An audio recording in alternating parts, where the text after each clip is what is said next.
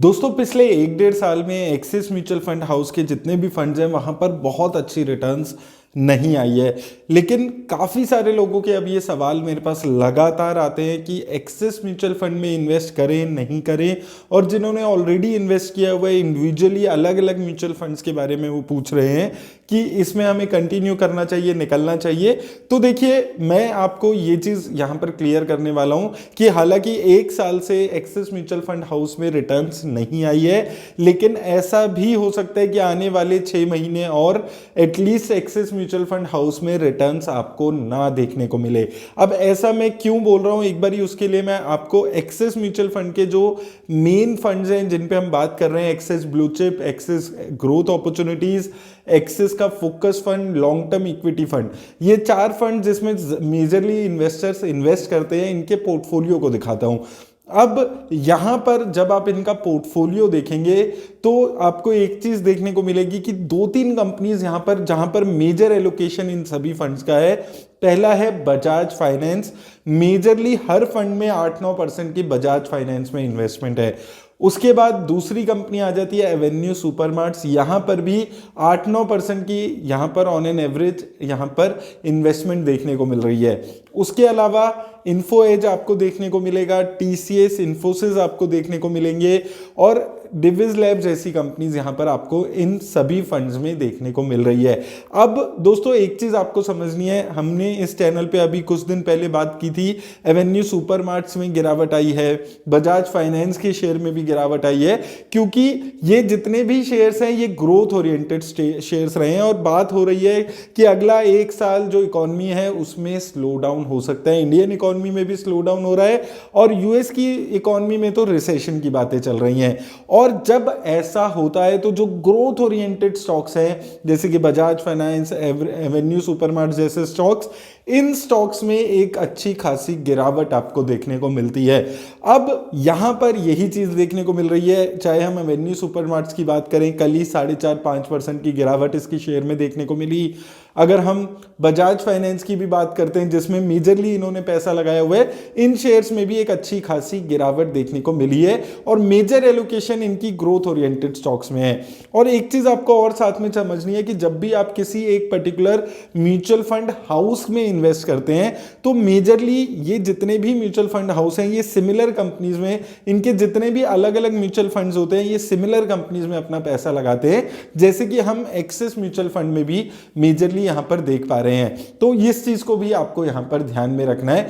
तो हो सकता है आने वाले 6-8 महीने एक्सिस म्यूचुअल फंड हाउस के लिए अभी भी खराब रहे, स्पेशली ये जो 4-5 फंड्स हैं जो ग्रोथ ओरिएंटेड कंपनीज में पैसा लगाकर चल रहे हैं। और अभी पिछले 1 साल में भी इन फंड्स ने बहुत अच्छी रिटर्न्स नहीं दी। इस पे मैंने सेपरेटली पिछले महीने भी एक डिटेल्ड वीडियो बनाई थी कि क्यों यहाँ पर अच्छी रिटर्न्स नहीं आ रही है।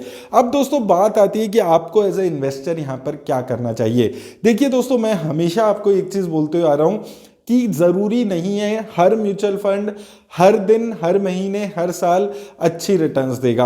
बुरा वक्त हर म्यूचुअल फंड का आता है। कोई भी म्यूचुअल फंड आप उठा के देख लीजिए, कोई भी ऐसा म्यूचुअल फंड आपको नहीं मिलेगा जो हर साल अच्छी रिटर्न्स देगा। तो ये एक साइकिल है जिसमें मार्केट चलती है, म्यूचुअल फंड चलते हैं। कभी कोई म्यूचुअल फंड अच्छी रिटर्न्स देता है किसी साल, कभी कोई म्यूचुअल फंड अच्छी रिटर्न्स देता है। 2020-2021 में एक्सिस के म्यूचुअल फंड अच्छी रिटर्न दे रहे थे।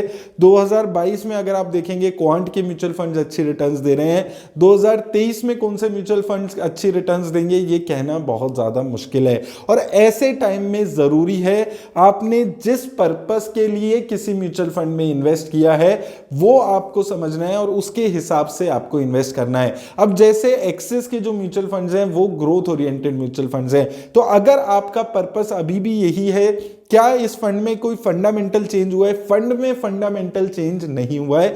मार्केट की कंडीशंस चेंज हुई है, इकोनॉमी की कुछ कंडीशंस चेंज हुई है जिसकी वजह से ओवरऑल म्यूचुअल फंड में रिटर्न्स नहीं आ रही है। तो उस चीज को आपको यहां पर समझकर चलना है। और दूसरी चीज, किसी भी म्यूचुअल फंड में सिर्फ 1 साल 6 महीने, आने वाले 6 महीने अच्छी रिटर्न्स नहीं आ रही है, इसको सोचकर आपको इन्वेस्ट नहीं करना है। आपको एटलीस्ट 5 7 10 सालों का टाइम हॉरिजॉन लेकर चलना है। अगर किसी म्यूचुअल फंड में 6 महीने साल भर अच्छी रिटर्न्स भी नहीं आई है तो आपको पेशेंस रखने की जरूरत है।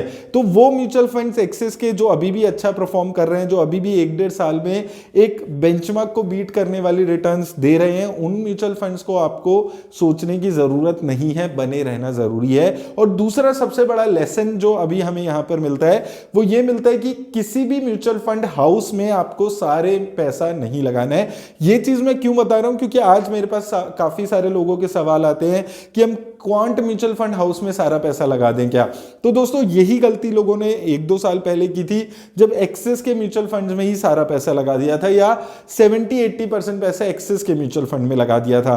तो देखिए हर म्यूचुअल फंड में उतार चढ़ाव आपको देखने को मिलेंगे, तो सभी म्यूचुअल फंड्स में सारा पैसा आपको नहीं लगाना है। थोड़ा पैसा डाइवर्सिफाई आपको म्यूचुअल फंड हाउस के बेसिस पे भी करके चलना है।